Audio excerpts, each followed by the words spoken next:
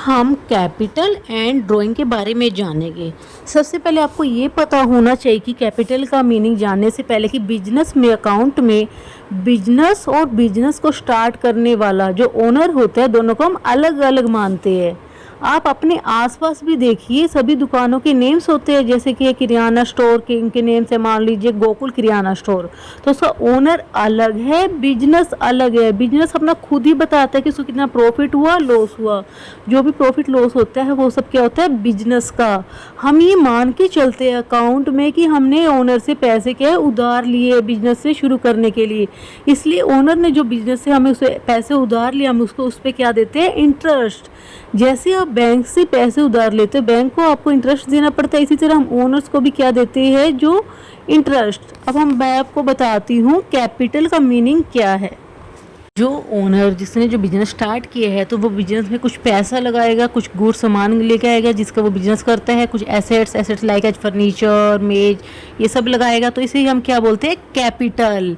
Capital क्या है, एक बिजनेस के लिए क्या होता है कि लाइबिलिटी है, क्योंकि ये जो सब पैसा है वो किसका, ओनर को, तो बिजनेस को ये पैसा बाद में ओनर्स को वापिस करना होता है। कैपिटल का एक फॉर्मूला दिया हुआ है, एसेट्स माइनस लाइबिलिटीज। ये कैसे बना वो मैं अभी आपको समझाती हूँ।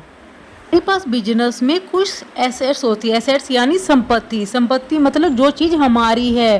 फॉर एग्जांपल आपने कपड़े की दुकान खरीदी तो वो जो बिल्डिंग है वो आपकी है, वहाँ पे जो एसी लगा रखा अपने, मेज, फैन, सभी क्लोथ्स, तो वो सब क्या है, हमारी एसेट्स आ जाएगी। तो हम एसेट्स हमने कहाँ से खरीदी, उसमें हमने कहा से assets equal to capital plus liability. मैंने आपको बताया कैपिटल का मतलब कि जो पैसा बिजनेसमैन ने बिजनेस में लगा रखा, तो उन पैसों से ही आप वो सारा सामान खरीद के लेके आए होगे। लाइबिलिटी का मतलब होता है बेटा कि जो पैसा हमें सेकंड पर्सन को पे करना है, किसी और पर्सन को। मान लीजिए मुझे अपना बिजनेस शुरू करना था, मैंने एक पर्सन था मिस्टर ए, मैंने उससे 20,000 रुपये उधार लिए हैं, तो मेरी उसकी लाइबिलिटी बन जाएगी उसको वो पैसे पे करने के लिए। तो बिजनेस में लेकिन मैं वो पैसा यूज कर रही हूँ, तो बिजनेस में वो लगा रखा होगा, मान लीजिए उस पैसों से मैं अपना फर्नीचर खरीद कर लेके आती हूँ। तो हमारी एसेट्स का फॉर्मूला क्या बनेगा, कैपिटल प्लस लाइबिलिटी। कैपिटल का मतलब जो बिजनेस के ओनर ने पैसा लगाया, लाइबिलिटी मतलब कि जो पैसा ओनर ने किसी से उधार लेकर लगाया। तो ये हमारा फॉर्मूला होता है। तो हमारा जो कैपिटल का फॉर्मूला है वो इसी फॉर्मूले से बनता है, capital equal to assets minus liability. Drawing क्या होती है, जो भी पैसा या फिर कोई गुड्स अगर बिजनेसमैन बिजनेस से निकालता है तो हम उसको अकाउंट की लैंग्वेज में ड्राइंग बोलते हैं, क्योंकि मैंने अभी आपको बताया कि बिजनेस अलग है और बिजनेस का जो ओनर है बिजनेसमैन वो अलग पर्सन है। फॉर एग्जाम्पल मान लीजिए आपके पापा की किराने की दुकान है, आप पापा को बोलते हैं पापा मुझे 10 रुपये वाला ले चाहिए, आपके पापा अपनी दुकान पे से आपको 10 रुपीज़ वाला ले दे देते हैं।